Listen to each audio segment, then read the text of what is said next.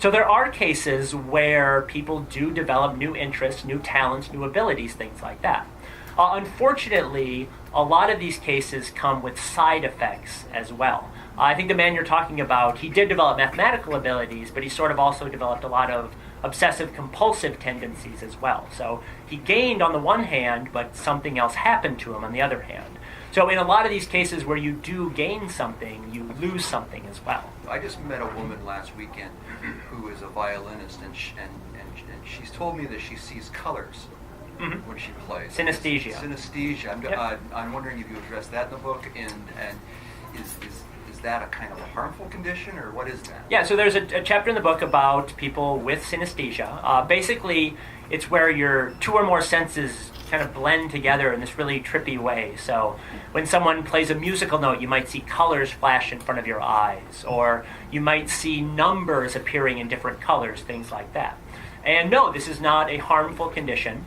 And in fact, a lot of people with synesthesia kind of feel sorry for the rest of us schlubs because they experience this rich, colorful, interesting world, and we just have sort of this plain, boring world.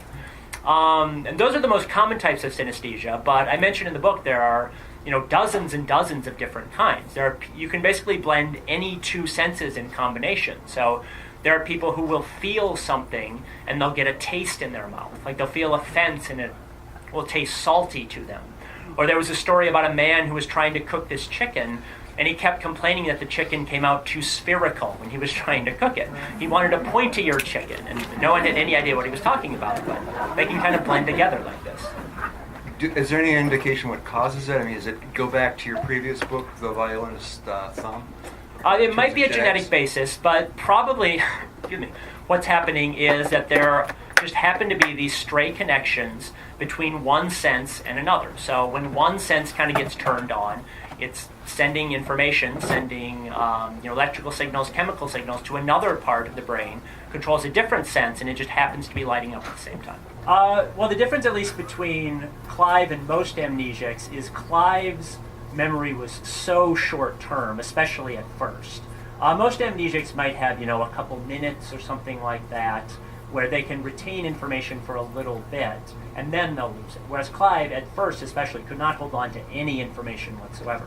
Most amnesics also, they have some sort of sense that their memory isn't working right.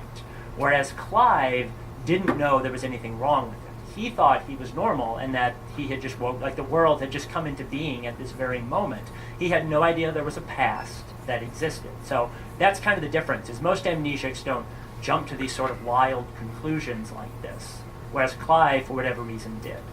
So yeah, there are distinctions between him and normal amnesia. There's a very famous case of S. He maybe had the best memory that they've ever recorded. He actually had synesthesia. And that was one of the reasons he was so good at remembering things, was everything that happened to him, he would see large, elaborate scenes coming up. So letter B had a taste, a feel. It had a taste and a sound and a feel.